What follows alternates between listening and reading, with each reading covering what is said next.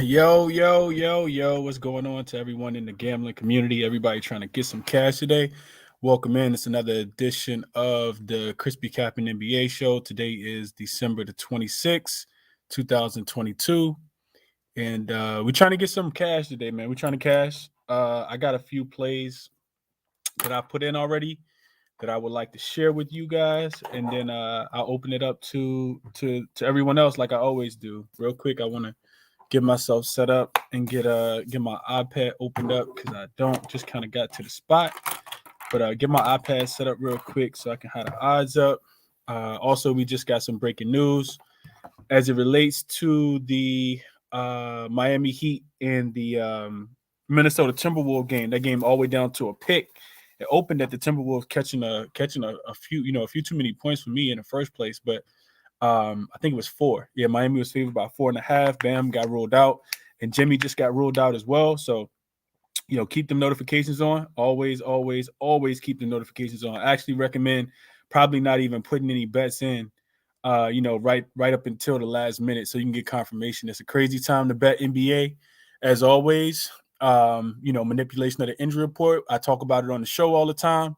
Let's get to some money today, man. Let's see what we liking on the board. There's 7 games on the card. 3, 4, 5, 6. Yeah, 7 games on the card. I went through all of them except I didn't really have anything in the Utah San Antonio game, but all the other games I pretty much found almost at least one thing that I like. Trying to take it light, not going too heavy. Coming off a pretty bad day yesterday in the NBA as well. Christmas started off really, really well. Cashed on Embiid. Cashed on the over 217 in that first game. Shout out to everybody who watched the YouTube Christmas Day video. But then Luka finished on the hook with his PRA. The Dallas Mavericks come out absolutely looked like garbage in the first half. Took their first quarter and first half team total over because they typically play a lot better at home. No show in the first half, but ended up scoring 52 points in the third quarter alone. So of course they pick it up in the third quarter. Was able to make some of that back live betting, but not good on official plays. And then, of course, last I had Desmond Bane over 2.5 threes.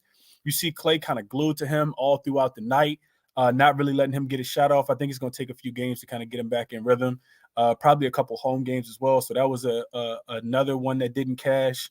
And then what else? Oh, and then I was on Devin Booker. But if you played Devin Booker on FanDuel, I think that there was a refund that should be issued to your account. I tweeted that out last night as well. We didn't have lines when I made the video for that, but I really liked Devin Booker in that spot last night. Thought he was going to go absolutely bonkers, and I still kind of feel like he would have. But hamstring had to tighten up on him. They play in Memphis tomorrow, so probably won't play in that game, and they probably get smashed tomorrow as well. So, but yeah, let's get to today's card, man. So first game up, let's go to and shout out to everybody in the chat. Y'all hit the like button for me if you guys are watching. Subscribe, retweet, do all that good stuff. Share the videos. First game up, we have a very interesting game, and one thing that I'm noticing is that it may be too. We got to remember where we are in the season. We're not at the the stage of the season where we know all the things that we need to know about these teams in order to feel super confident backing them in these spots. So I'm probably going to look towards more player props in the future. In the near future, rather than taking sides, especially when you have a really competitive game. You look at this Brooklyn versus Cleveland game, and this game is anticipated to be a very, very good one. We've seen games like this anticipated to be a good one, and then you have a big letdown spot. So I think I'll start with that being the most important thing, is that this is the day after Christmas. It doesn't always mean that teams are going to be motivated to play basketball. We could see some teams absolutely get slaughtered in this spot tonight. We could also see some teams that we don't expect to play extremely well in this spot as well tonight. So take everything with a grain of salt. I would probably limit the amount of bets that I'm placing. I would also I'm going to limit the amount of bets that I'm placing. I would also recommend to you guys to just to limit the amount of action that you're putting in, and maybe reducing your unit size as well. We always talk about sports gambling being long term and not anything that's short term. So as long as you're winning on a nightly basis, those wins, start to add up. Don't give it all back to the bookies, and do all your research and take whatever it is that you feel the most confident with, no matter what anybody else says. So just wanted to get that out real quick. Now, moving along back to the game. So first game up, we got a really, really good one. The Brooklyn Nets versus the Cleveland Cavaliers. I'm going to be glued in on this game. I'm so glad that it's one of the only games to start at 7 o'clock. Brooklyn traveling to Cleveland. Brooklyn's been red hot. We know that. 9 of the last 10 they've won, 6-4 ATS. Last 10, 8-7-1 on the road. Just kind of clicking on all cylinders right now. One of the better teams in the Eastern Conference. The Cleveland Cavaliers, also one of the better teams in the Eastern Conference. This team is 16-3 at home, 13-5-1 against the spread. I was on the wrong side of the Cleveland Cavaliers the other day when they got smacked up against the Toronto Raptors. Something that you fairly you don't see too often. So tad bit alarming that they came out so flat in that spot. And hats off to Toronto. I talked about it in the space. Toronto's not a team that I really like to bet against because they are so scrappy on the defensive end. But this game seems extremely difficult for me to pick a side on. The Cavs are 2-point favorites in this one. I think that's pretty telling, being that the Brooklyn Nets have won 9 of their last 10.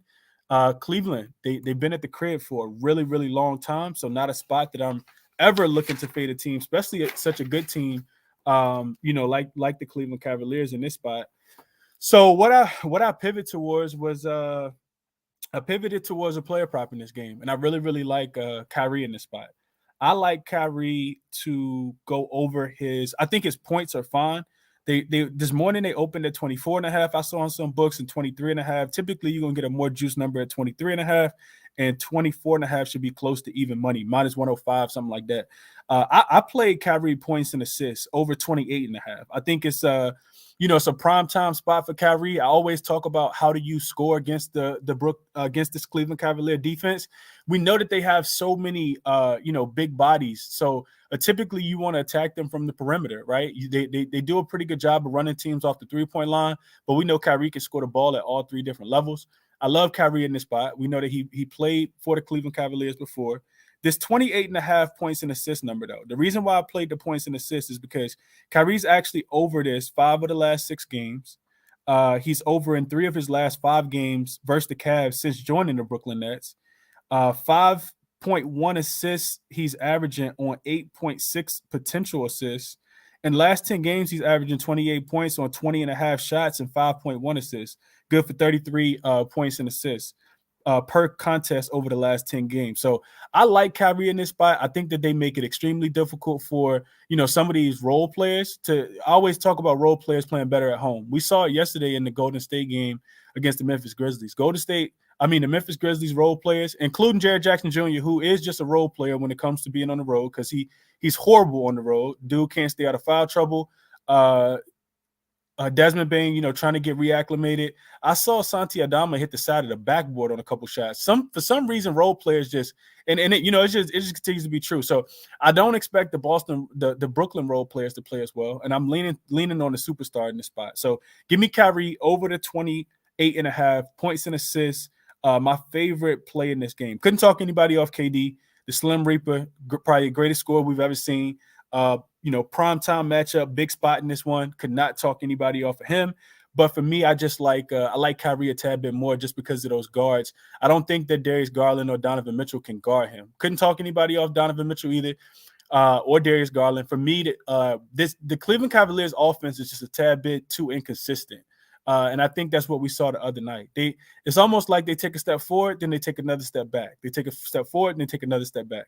And don't get me wrong, I made a lot of money with Cleveland so far this year, but I like Kyrie in this spot a little bit more. So give me Kyrie over 28.5 points plus assists. Like I said, couldn't talk anybody off of his points and assists. KD PRA is at 38.5. Couldn't talk anybody off of that either, but I'm official on Kyrie over 28.5 points plus assists in this one. Moving along to the other game that starts at 7:00.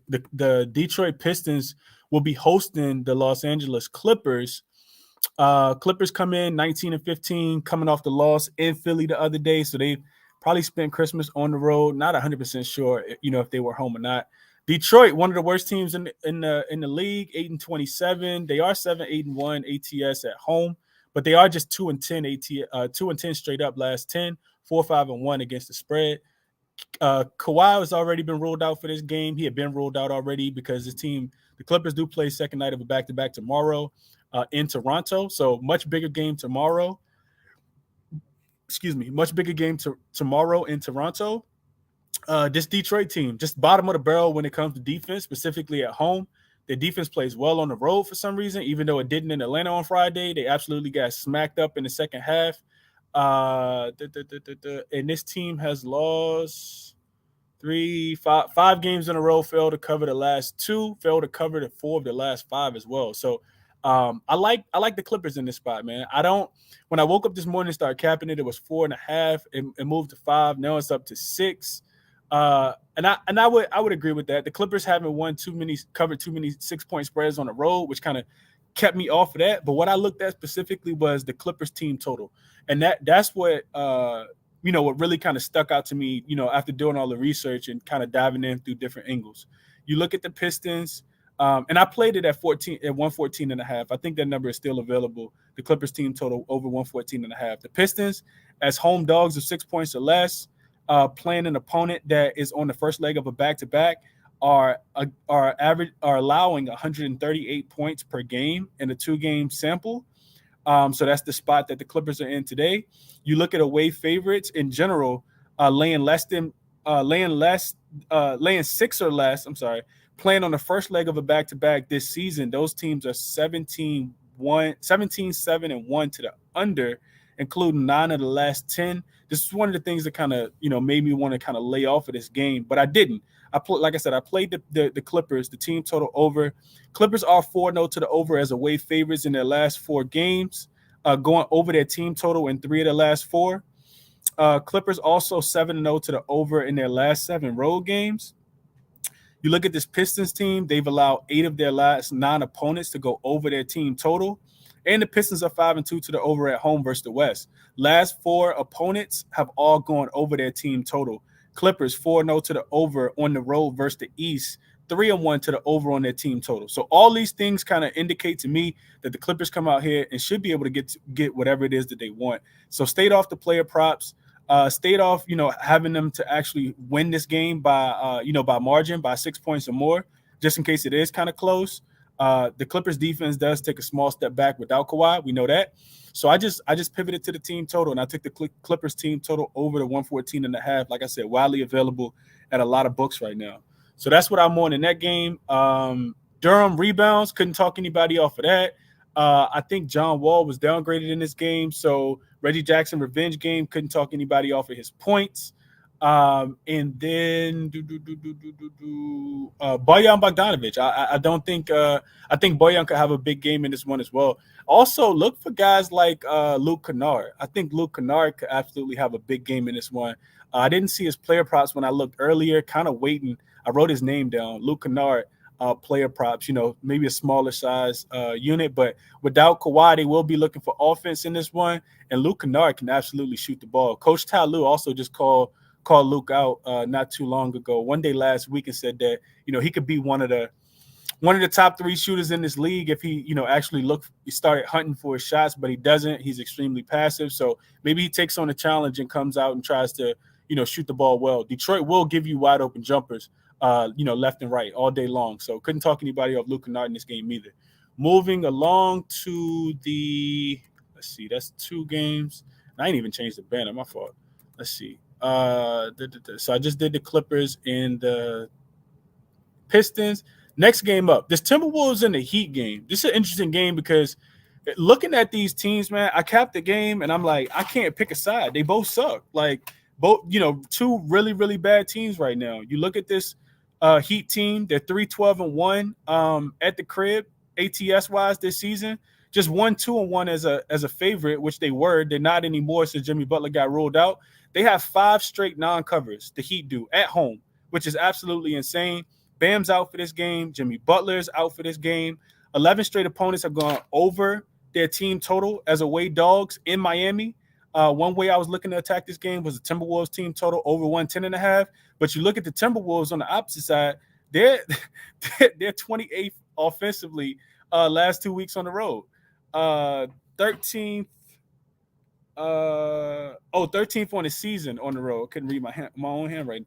13th on the season last 2 weeks on the road as well. So, it kind of feels like this game is, pretty hard to play. If I had to play, it'd have to be the Timberwolves. I think the Timberwolves on the money line is a good play. Heat, 4 straight overs versus the Western Conference. He also 6 straight non-covers on 2 days rest or more. 4 of those had Jimmy in. 4 in a row had Jimmy in. The last 2 also went over without Jimmy. So I'll probably be looking towards the over in this game. I think the Timberwolves are the right side in this spot. Miami continues to lose games at home. They just really aren't that good. 24th defensive rating at home on the season.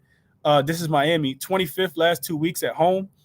Miami also 3-9 to the over with Jimmy Butler.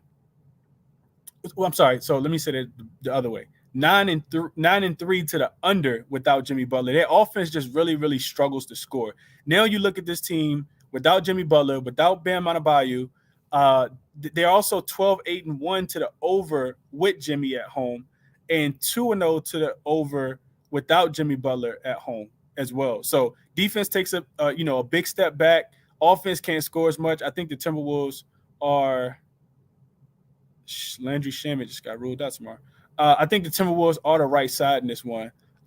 Even though they're, on the road, I think that this team is, prime for a bounce back spot, but I'm not playing them. They do play well in Minnesota, though. That's another thing. I'm sorry, in Miami. That's one of the other things that I looked at. Timberwolves 6-2-1 in the last 9 meetings, and that was against the spread. You really just need them to win the game. They have won, I think, 6 of the last 8, 7 of the last 9 in Miami. So for some reason they play, really, really well in this spot. One way I was looking to attack this game is with a player prop as well. I was looking at D'Lo over 2.5 threes. You look at this Miami Heat team, they're allowing the 6th most threes to point guards. That's Miami. D'Lo himself he's averaging 4 makes on 8 attempts in his last 4 road games. Miami, bottom of the barrel defensively, just overall. I think I had them at Miami, 4th worst 3-point defense at home, allowing teams to shoot 38.2%, allowing 3rd most makes as well, 13.9. So almost 14 threes a game. Miami's defense falls off a cliff at home. I can't imagine that it gets better without Bam Adebayo and without Jimmy Butler in this spot. So I like D'Lo over his 2.5 threes. That's sitting in my best slip. Haven't placed that one yet, but I'm going to get there with that as well. And I think you always got to look at Tyler Hero PRAs when Jimmy Butler's out. I know he just got ruled out, so I didn't have a line for this one when I started the show. It was one of the things that I was looking at. I don't know if we have a line yet or not. Let me check real quick. I know he had just kind of got ruled out. So Jimmy, no Bam. I just feel like it. I mean, Timberwolves also aren't a team that's playing a lot of defense. I kind of feel like you got to look towards. And Minnesota is now a 1-point favorite. I mean, you still could play them on the money line at a -112. You're getting about the same price. So let's see. Tyler Hero. Do we have his numbers? We do have his numbers. Probably juiced. 37.5. God damn, that's high. I still think he'd get there, though. I still think Tyler Hero could get there, but I probably would pivot off of that and take one of the role players. I gotta do some more work on that one. What I did have written down is that the Timberwolves are allowing the 2nd most rebounds last 7 games to his position, 2nd most assists last 7 games. You look at Tyler Hero, he had a 37 and 2 assist game earlier this year against this team in Minnesota. So he cleared that number in Minnesota. Also 27 points, 3 rebounds, 7 assists in his last game. I'm sorry. So he had a 37 and 2 assist game earlier, 30 points, 7 rebounds, and 2 assist game earlier this year to clear that PRA of 37.5. The last game that Jimmy Butler didn't play. And then when he went to Minnesota to play the Timberwolves, he had a 27 point, 3 rebounds, 7 assist game against the Timberwolves. He's also had, so his PRAs without Jimmy Butler this season are 29, 40, 43, 37, 32 last 5 without Jimmy Butler. So I think I do like the 37.5. I forgot I had wrote all those notes down just in case Jimmy didn't play. So he's gone over 37.5, 1, 2, 2 of 4 times, 2 of 5 times on the hook 1 time. So, yeah, I got to figure out what I'm going to do with that one. I think the books did price that one about right. Moving along to the next thing. So official for me, like I said, I got D'Lo 2.5 threes sitting in my best slip. Haven't placed it yet, but Miami is atrocious against the 3. And he's been a lot more aggressive recently. Couldn't talk anybody off his points either. D'Lo points is sitting at 17.5. I like that a lot.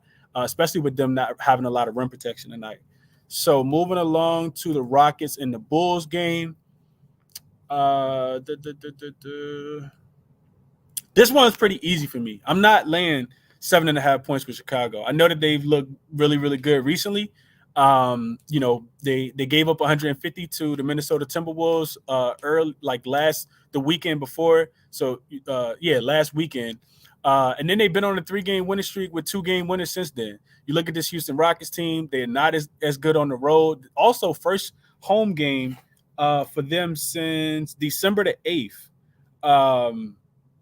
7 straight home games for the Houston Rockets. First road game since December the 8th. So, I mean, that's literally 2 weeks that they haven't had to go out on the road at all. They're coming in this game on a 5-game losing streak. First game over back-to-back. They play in Boston tomorrow.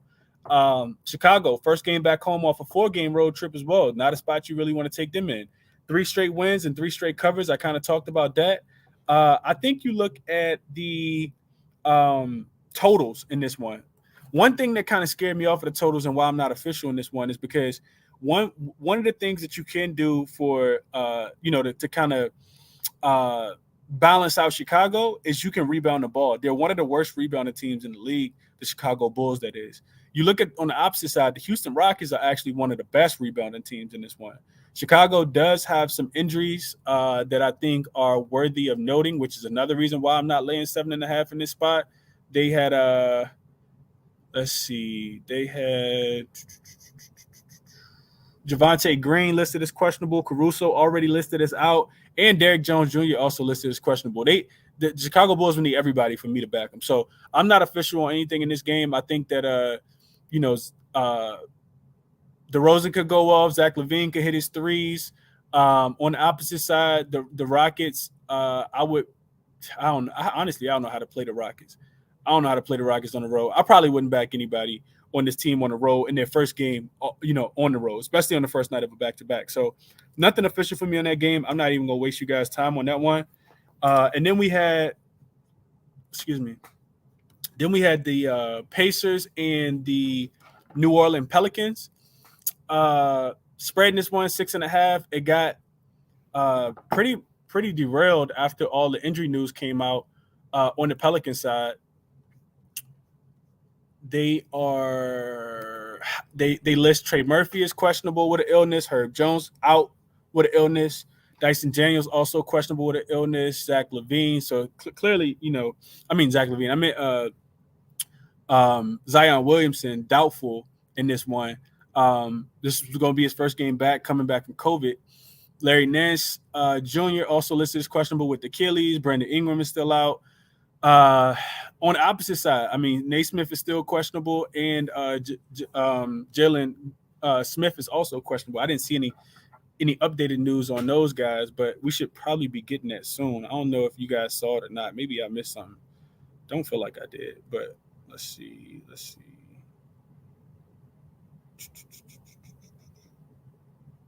So we got real quick, just update y'all real quick. So Kyle Anderson ruled out for the Timberwolves. We got the Cleveland Cavaliers starting lineup. Campaign out for tomorrow. Shaman and D Book all ruled out. They probably gonna get thrashed now. John Wall is available to play tonight. Jalen Brunson, that's for tomorrow. Udonis Haslem, questionable. Caleb Martin is in. I'll actually probably like Caleb Martin tonight. Will Barton not on the injury report. Okay. So yeah, we still kind of waiting for some stuff in this game. We still kind of waiting for some stuff in this game. So I think Halliburton pretty much has to be in play, right? Like, to me, it kind of feels like Halliburton got to be in play every single night, especially now that they don't have Herb Jones. Of course, they have a really, really solid guard over there, and Jose Alvarado that's going to be pesking, Halliburton around tonight. I think that one thing I always talk about is how role players play better at home. The Pelicans role players, I expect them to play a lot better at home today in this spot. I'm not official on anything in this game, but if I had to play something, it would probably be some form of Halliburton. Maybe his points and assists, maybe his points, rebounds, and assists. It seems like a winnable game for the Pacers, but just when anything seems too easy, it's typically not.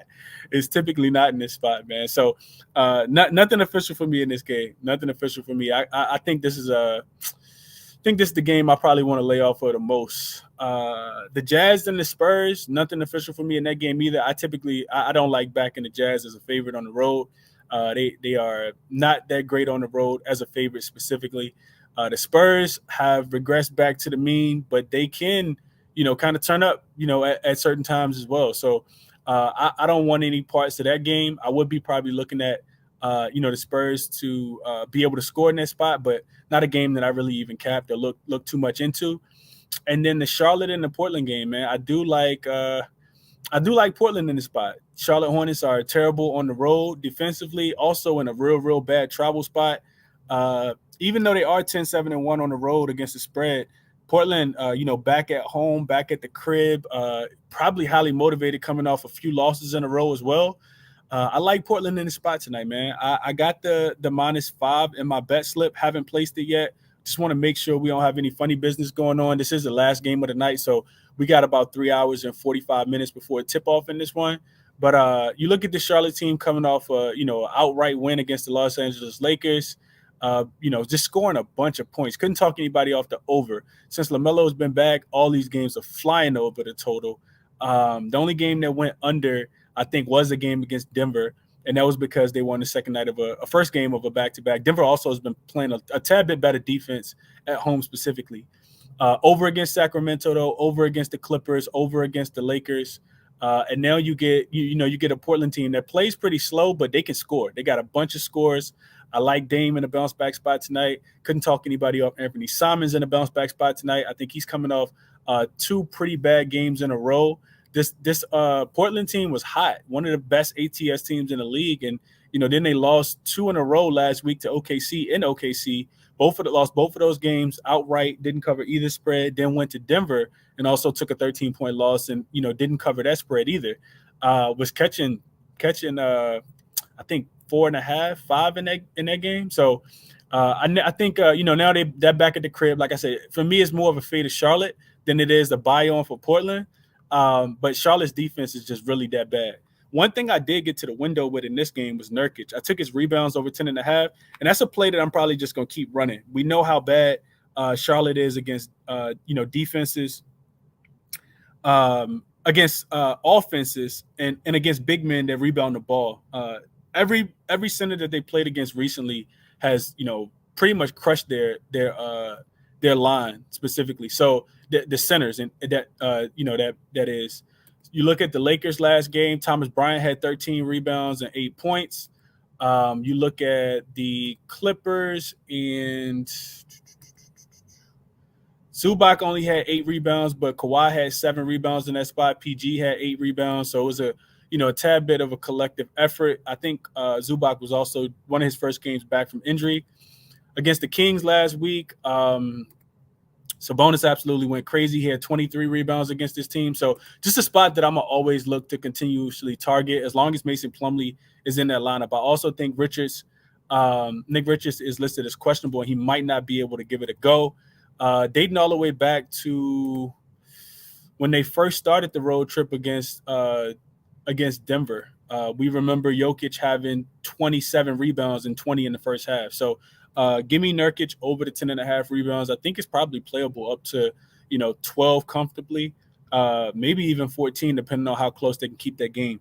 The Charlotte Hornets do have the Golden State Warriors on deck for tomorrow, so it'll be a second night of a back-to-back tomorrow. They could absolutely get smashed in this spot. I honestly feel like they can. If Portland decides to play with the defensive intensity that they're capable of, I think they could run this team off the floor, and not even necessarily because of their offense, but more. I mean, not necessarily because of their defense, but because of their offense and the way that they play, the way that their offense leads, the way that their defense leads the offense.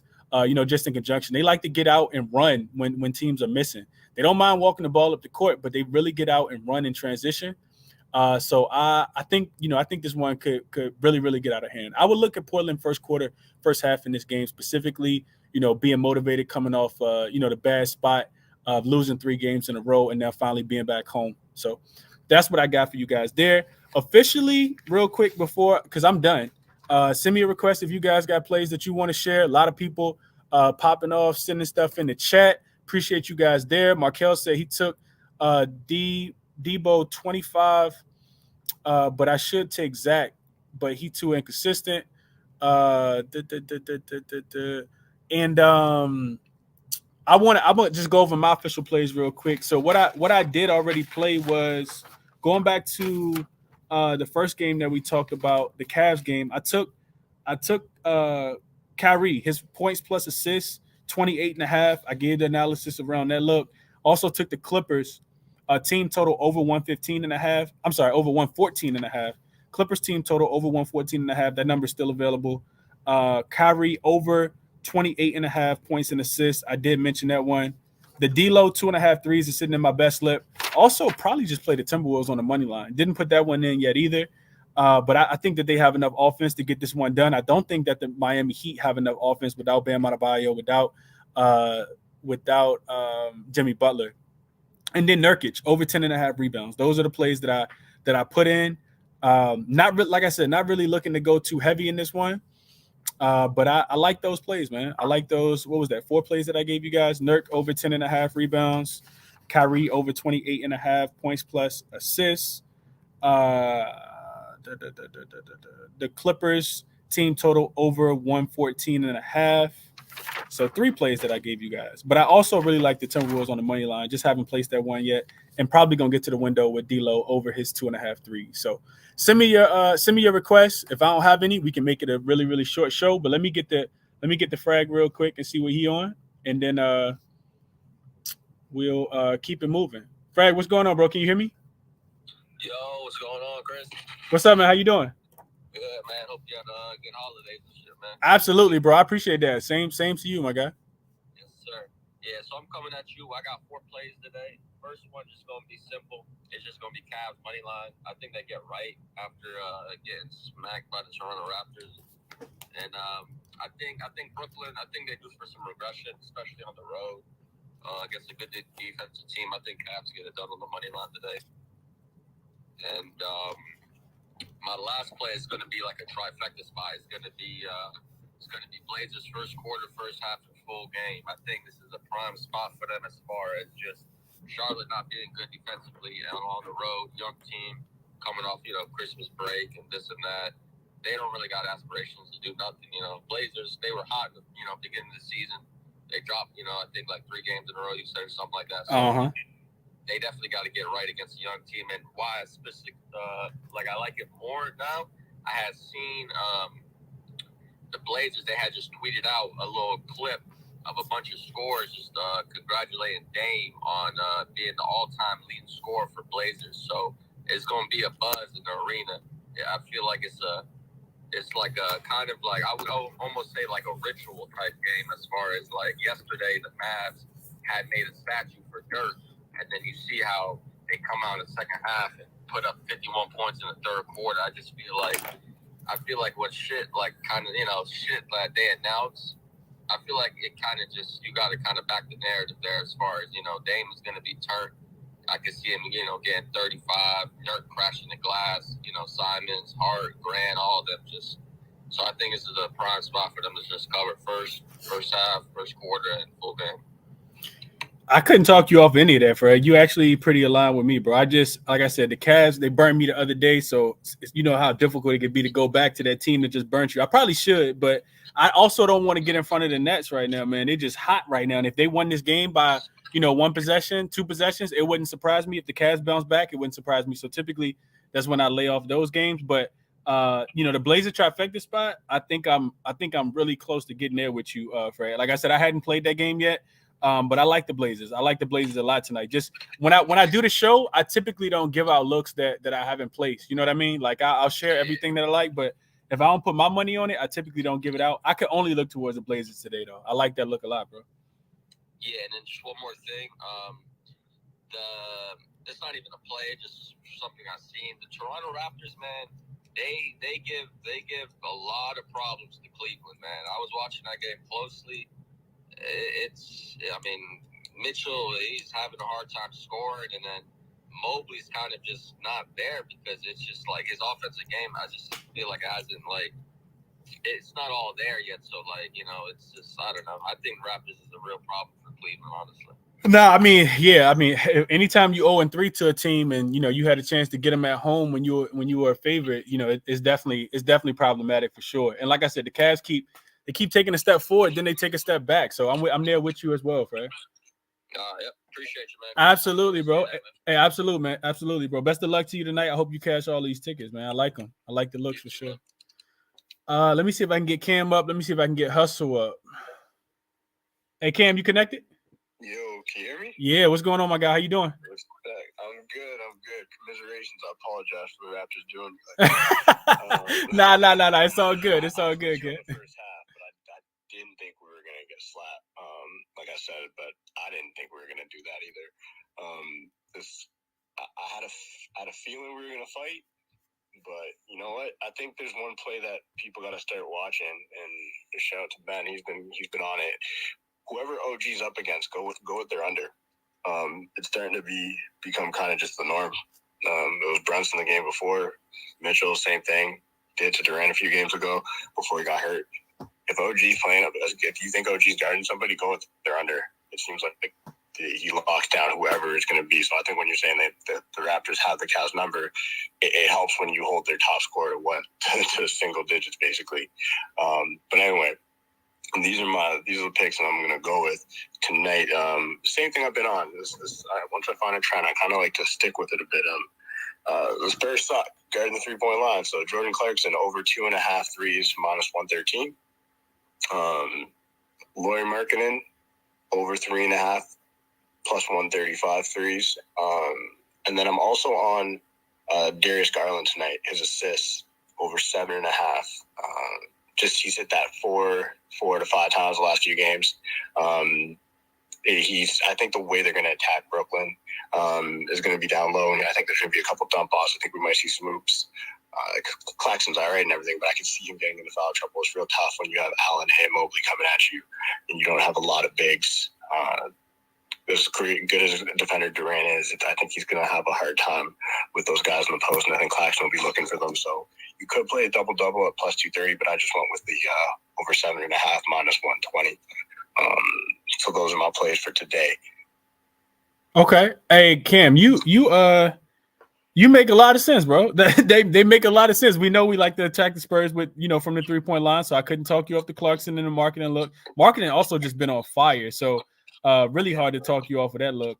One thing I would say, there's another sneaky play in that game. They're hiding it. It's they're putting Malik Beasley threes at over 2.5, and it's juice. But if you go look for it at 4, it's +150. At 5, it's +330. So I'm trying to get there. I'm looking at it. There's a good chance I will, because 4 threes from Malik Beasley is kind of a regular night out, and +150 against a team that doesn't go to the 3-point line. You're like, one of these guys is how I look at it. Markkanen, Clarkson, or Beasley, based on that in the averages, one of those guys are going to go for 4 threes. That's no problem. Multiple of them are. So that's another look that if you're looking to play the 3 market in that game, dig a bit deeper to look for Beasley threes, because they're kind of disguising it right now with the over 2.5. Obviously, don't play that, but play the 4. Yeah, no, that's a fact. Dude hitting 4 on a nightly basis for sure. So yeah, Malik Beasley something different, bro. Off the bench, he like a firecracker. He comes straight in, let it fly. So yeah, I like the looks, Cam. Like the looks, bro, for sure. Hustle, hold on, Frag. Let me go back to you, and then Hustle, I'm gonna come to you. Yeah, no, it's not even a play or nothing. I just want to, the speakers that come up here and give plays, and it cashes. I like to shout out, I guess Canada or Cam, what's his name? Canadian Cam. Yeah. Yeah, I think he had dropped. He said something about Van Fleet threes, and then Van Fleet 5 threes, and then Toronto to win. I had placed a little small wager. I'm so happy you did, because that was my lean, and I hit up Chris, and I'm like, I hope someone played the 4 threes and win at +700. The 4 threes and +700. I played his threes alone, but I didn't play the. This is the problem with being a fan, right? I'm looking at all the reasons why we weren't gonna win that game. So I was like, you know what? I'm just stay off the win. But I'm happy. I'm happy that was a big one. Yeah, so shout out you, man. I appreciate, all the speakers out here just, giving they, perspective and shit and making people money, man. Shout out to you, man. Hey, that's what we do it for, right? That's what I started hosting these spaces for, man, just to kind of come together so we could all kind of cash, collectively or over something that you like. You know what I mean? Don't play everything. I always tell people that too. Just because somebody come up here and give out a play, don't play all of them. Shit, don't even play all of mine because sometimes I lose a nice too. But it's just to kind of bring some research and some sharp looks. And Cam, pretty sharp guy. So appreciate you sharing those looks, Cam, and appreciate you shouting them out as well, Fred, showing love, bro.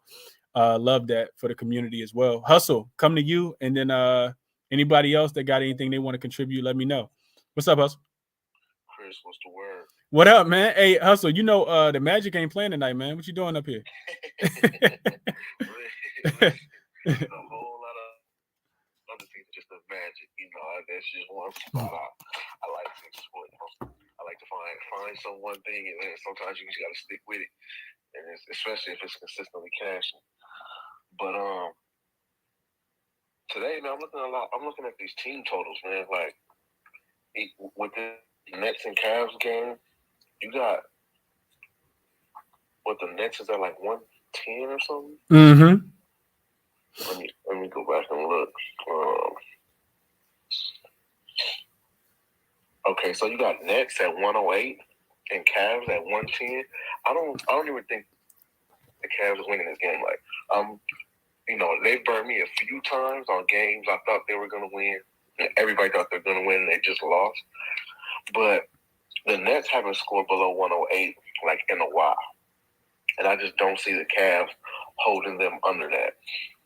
And this is like, of all the totals today, this is like one of the lowest. And most teams are at 114, 15, 19, 20.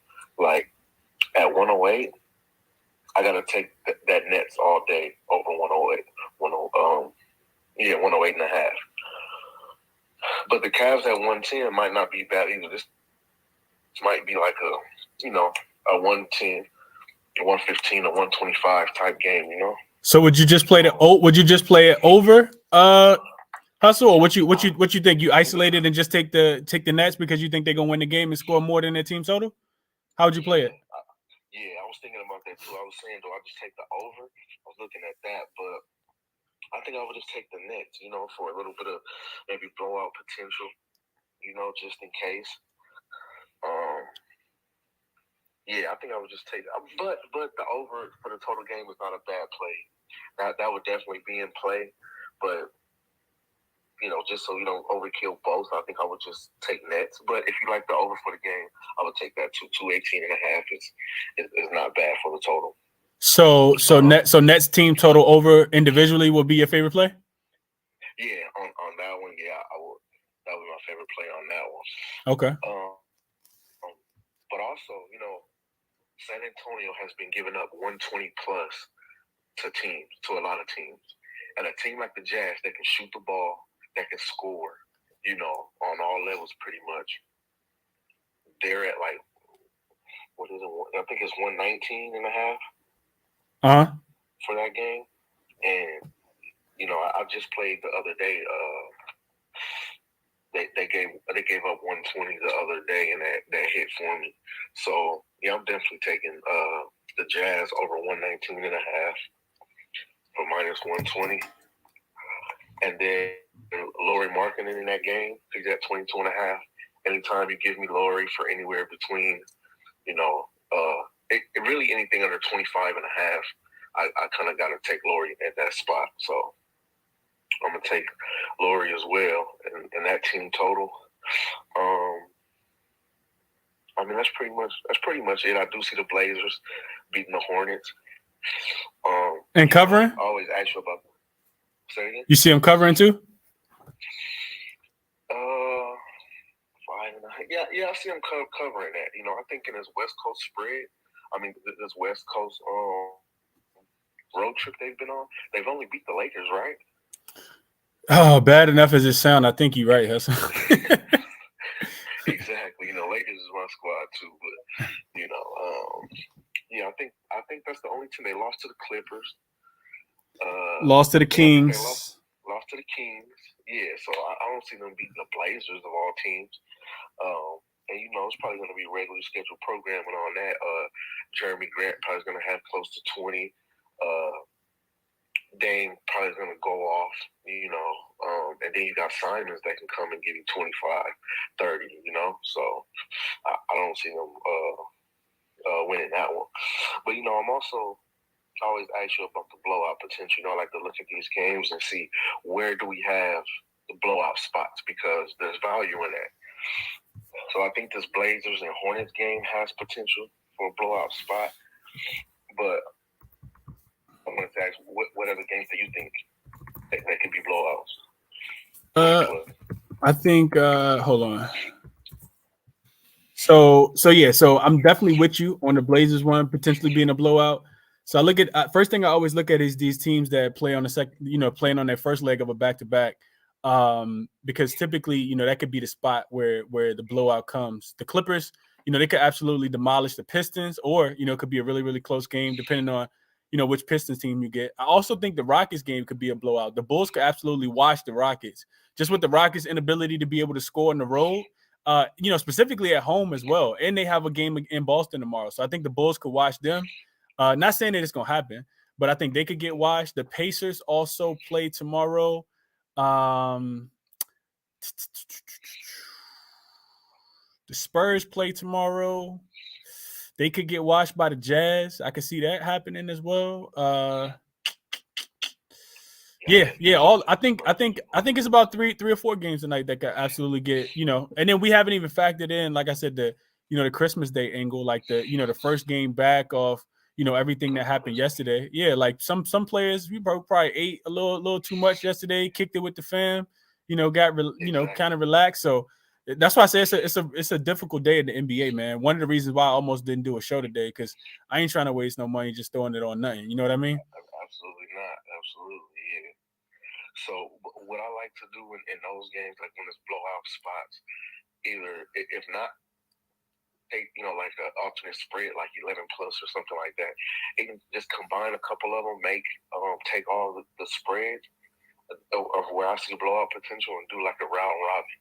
Even if it's a 3-game round robin, you put something light on it, put whatever you're comfortable with, a quarter unit, whatever, a tenth or even a tenth of a unit, and just round robin them.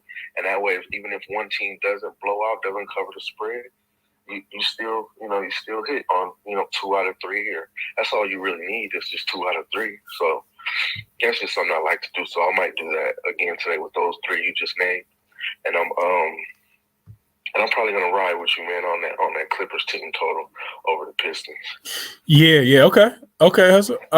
Yeah. Hopefully we get some cash there. That should be a. I don't like to throw that E word around, but that should hit. Let's just put it like that. I don't use the E word. I don't use the L word, but that should be a nice one. Also, real quick, and appreciate you, Hustle. Hope you cash your plays tonight, my guy. Also, real quick, we did get official news. I put it up top. We got news about some of the guys for New Orleans being ruled out. Trey Murphy is out. Zion is out. Dyson Daniels is out. So, Herb Jones is already listed as out. Besides Jose Alvarado, it's going to be really slow, could present really difficult challenge for the New Orleans Pelicans to slow down a guy like Tyrese Halliburton has, absolutely been balling recently, ever since Wally Zerbiak, didn't put some respect on his name. So yeah, that's that. Real quick, I want to get to Ben and get to Bookie real quick. What up, Ben? Hey, Chris, I hope you had a good holiday. Yeah, it was good, bro. It was good. How about yours? I can't complain, man. I can't complain. We also had a good NBA Christmas day, right? Like that helped. we don't got to get too cute with it, right? The stars come out on Christmas on national television. Absolutely. Right? So, it was a very, very good day. I got a few plays today, and then I got 2 long shot parlays. That again, I guess we're just kind of multiplying our edge with that. I like Clarkson over the 3 threes, like Cam said. I also like him to record a steal tonight. The player that kind of leads to Clarkson's success behind the 3-point line is Mike Conley. Kind of allows Clarkson to run around and get himself in a position for like catch and shoot opportunities and stuff like that. Even though he's averaging less points per game with Conley in the lineup, he's averaging right around 10% better 3-point percentage, almost a full more made 3 per game. He's averaging right at the 3 per game. And then if you look at his last 5 with Conley, he's hit the 3+ threes 5 in a row. And then we obviously know what kind of opponent will do with a high volume shooter like Clarkson. Other thing, Clarkson's recorded a steal in 5 straight games. Houston giving up, the most steals per game in the league this year. I don't do defensive props ever, but if this one looks a little black and white to me, so write the tickets, I'll cash the same. Moving on from that, obviously on Kyrie, just probably like everybody else. On Halliburton, just like everybody else. I really like Durant over his rebounds. I got the 9.5 at like -120 this morning. Since being inserted in the starting lineup, Durant's averaging 12.4 rebounds as a starter. He's kind of quickly, at least in my eyes, becoming one of the better volume rebounders in the league, especially consistency-wise. Since being inserted in the starting lineup, every game that was not a 20-point game, he's gone double digits. And I honestly don't see this being a blowout. Like, I think if you're sitting Kawhi, I think you're saying that tomorrow's game's more important than today's. It just doesn't send a great message to the team. I know that they're still going to play hard. They're the Clippers. They're scrappy. But I just don't see this being a 20, a score of 20. Give me Durant over the 9.5. And then I also laddered it up to 14. And then I also put a little on the double-double. 0.2 on the double-double, 0.2 on 12, and 0.1 on the 14. I'm with you on Nurkic. I kind of opted for the PRA on Nurkic rather than the rebounds just because I was kind of looking at the game totals of his recently. And he's gotten a lot of games where he's gotten the PRA but has not gotten to his rebound line. But I don't disagree with it. He's going to get there just to kind of almost like give me a couple different ways to get to it rather than just having to get the rebounds. But then I also did a small ladder on. Sorry, I got people screaming behind me. I got a small ladder on Nurkic also up to 14 rebounds too. And then my 2 long shot plays were CJ 30+, Tyler Hero 30+, and Kyrie 30+. That was plus 2,600. And then Durant 12 rebounds. Nurkic 14 rebounds, and Rudy Gobert 16 rebounds for plus 3,200. I have smaller plays on a couple of those other guys I just mentioned, but obviously don't want to be up here for an hour and a half, so that's what I'm on. Nah, it's all good, man. It's all good. I appreciate you sharing those looks, bro. I hope you cash them as well. Hope you cash them. Love the alignment on a few of those also. Let me kick it to Bookie. What's going on, Bookie? How we doing, Chris? I'm actually, I think you mentioned it earlier. I think I heard you say it. I like, if we even get the line, maybe you can catch it live if the game starts. Luke Kennard threes, I haven't seen it. I imagine the line will be like over 1.5 threes, maybe like -110, somewhere around there. Mm-hmm. Like you said, Tyler actually called him out for the lack of aggressiveness on getting to his spots and, hunting for his shot. So anytime, you're playing over the thing you're looking for is volume, and the coach is really giving him the green light there. So in games without Kawhi and with Paul George this season, filtering out the 2 games he played, 3 and 8 minutes, I think it was, he's averaging 1.8 3-pointers made on 4.5 3-point attempts, going over 2 threes and 7 to 10, including 2 games where he played just 13 and 17 minutes. Detroit's allowing the 5th most 3-pointer made to shooting guards and the 6th most to small forwards over the last 30 days. Recently, just teams have been laying them up from 3. Sacramento, Herter hit 3, Terrence Davis hit 2, Barnes hit 3, Murray hit 3. Versus Brooklyn, Katie hit 3, Royce hit 3. Versus LA, Lonnie Walker hit 4, Reeves hit 3. Versus New York, RJ with 2, Grimes with 3. The list goes on if you want to look at the logs. So I like Kennard if we get the lines. Another play I like in a later game is Jeremy Grant, Portland. Like you said, I like Portland a lot tonight, so I paired Jeremy Grant 2+ 3-pointers made and Portland plus 3.5. -120. I think Portland to cover plus 3.5 is a pretty safe spread there. I sprinkled 0.25 unit on 3+ threes in the Portland money line at plus 280. Grant's averaging 2.6 3-pointers made on 5.9 attempts, hitting 2+ in 22 of 31 games this season, and 3+ in 14 of 31 games. Charlotte's allowing the most 3-pointers made to small forwards and the second most to power forwards over the last 30 days. I know he tends to swap between those two because Josh Hart sometimes playing like a big man down there. Charlotte allows the 8th most to catch and shoot 3-point attempts and the highest 3-point percentage to catch and shoot shooters of the last 7. Grant's shooting the most catch and shoot shots on Portland. Charlotte's blitz defense, obviously, especially with LaMelo. It can result in a lot of turnovers sometimes, but when they miss, it results in a lot of wide open shooters, especially shooters in the corner. Grant's shooting a little left, just under 50% of his threes from the corner, which is a pretty high percentage for a player. And Charlotte's one of the only teams top 6 in 3-point attempts and 3-point percentage from the corner in the last 12 games. A lean I have in this game was LaMelo Ball's under, I think the line was 3.5 threes. Just with I really think this might be a blowout with the potential blowout. He's shooting a ton of threes. Obviously, Portland's going to adjust. They get the scatter report. And then over the last 12 games, they're one of 2 teams, bottom 8 in field goal attempts and 3-point percentage from above the break, where Ball shoots over 88% of his threes. So I really like that play. And then one more play I got for tonight, maybe my favorite play. I sprinkled, 1.75 units on this in total. Kessler, 9+ points, 8+ forwards, -112.5 units on 10+ points, 8+ forwards at +136, and then 0.25 unit on the double-double at 2+245. Kessler's seeing increased minutes in December, 23.6 minutes per game in December compared to the 18 on the season, resulting in a slightly increased role, seeing a 1.2% usage uptick, but with 1.7 field goal attempts more per game. He's a legitimate option to pick and roll. Defenses can't really just hedge over aggressively and expect him not to do anything, especially when Conley's the ball handler. He's really good at getting him the ball on the run so he can make a play at the basket.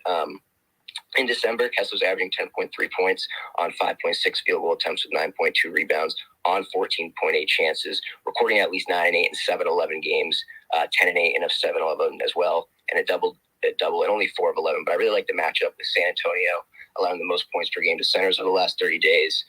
6 to 10 centers playing 20+ minutes with no more than 6 field goal attempts have scored 9+ points, with 5 of 10 scoring 10+.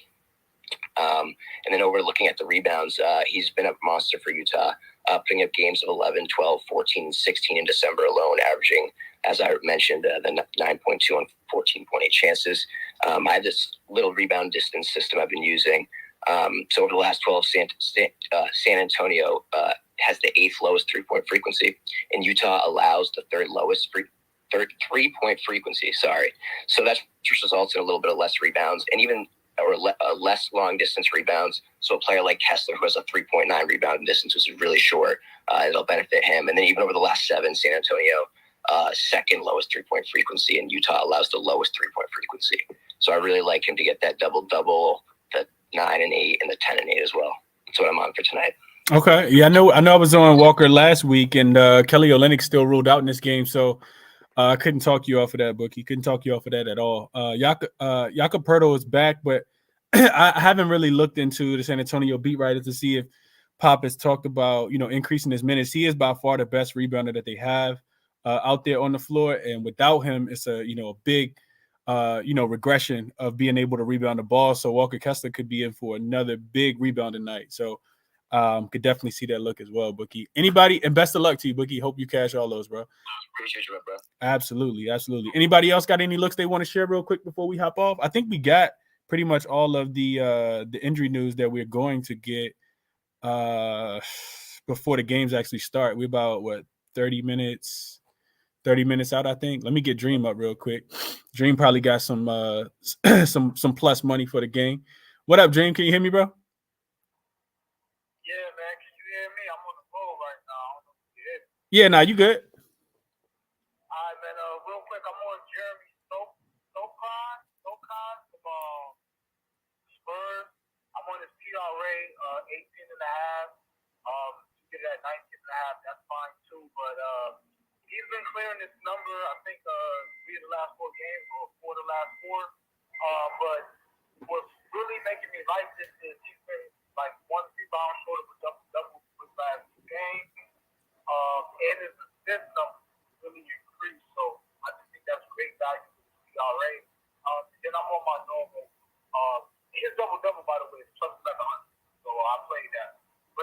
my normal mellow, 3.5, 3, and over 23.5 points. That's it. Everything else, y'all can look on my page. I don't want to take too much time. I know. Appreciate it, bro. No, absolutely, Jeremy. Appreciate you sharing the looks. Jeremy Socum over 18.5 points, rebounds, and assists. That's a sneaky look, Jeremy. I actually been watching, I watched that game with them against the Pelicans the other day. And I know he just came back from injury. Pop's kind of, integrating him back into the lineup pretty slowly, but he's just a guy that is extremely coachable. I was looking at the beat writers last week, and they was talking about how both Pop and assistant coach Bruce I was about to call him Bruce Brown, Brent Brown, want him to shoot one-handed free throws, and he was like, all right, cool, I'm gonna do whatever they ask me to do, because if they ask me to do that, clearly it's something that they see within me, that I need to do differently. So all right, cool, I'm gonna do it. So yeah, he been shooting one-handed free throws. It's actually pretty crazy. So I like the look. I like that look. Over 18.5. He's definitely going to be out there. He's going to be guarding the other team's best perimeter player as well. So, everybody got a guard that, needs to be slowed down. So he's going to be on the floor for sure. 18.5. I might ride with you on that, Dream. 18.5 points, rebounds, and assists. Yeah, I believe he had like 26 and 9 last game. 26 points and 9 rebounds. The game before that, I think 17 and 9. But he's been playing well, man. Getting a lot of minutes and usage increase. That's what really makes points on. So, let's cash that. Yeah, for sure. And I think one more thing to add to that, Dream, is the Jazz typically play with pace too, right? Like, especially on the road, like they play a little faster pace. We know the Spurs play fast pace as well. So that typically leads to more possessions. I like that look, Dream. I like that look a lot, bro. And that's original. I ain't heard nobody talk about Jeremy Socum all day. So hadn't even looked into his line. Like I said, I hadn't even really capped that game specifically. So I like that look a lot. Yeah, let's get some cash there for sure. What else? I think we got let's see. Melvin, can you hear me? I don't know if you got connected or not, but I think it's your first time up. Melvin, if you can hear me, bro, the floor is yours. I wanted to kick it to you real quick before we get up out of here. Can you hear me?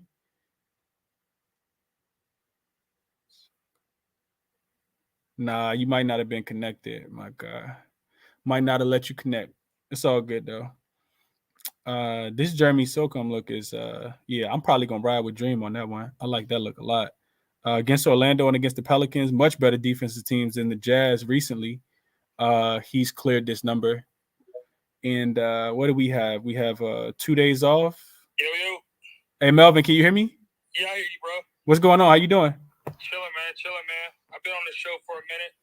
But I'm right there with Dream tonight, man. I'm on Jeremy too. I'm taking I think it's 6 assists and 8 rebounds plus 2,300. Or 23 for one, my bad. Okay. You said 6 assists and 8 rebounds?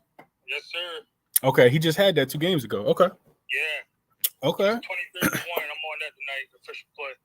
Okay. Yeah, I see his rebounds been going crazy. 9, 9, 7. Maybe he's the truth, bro.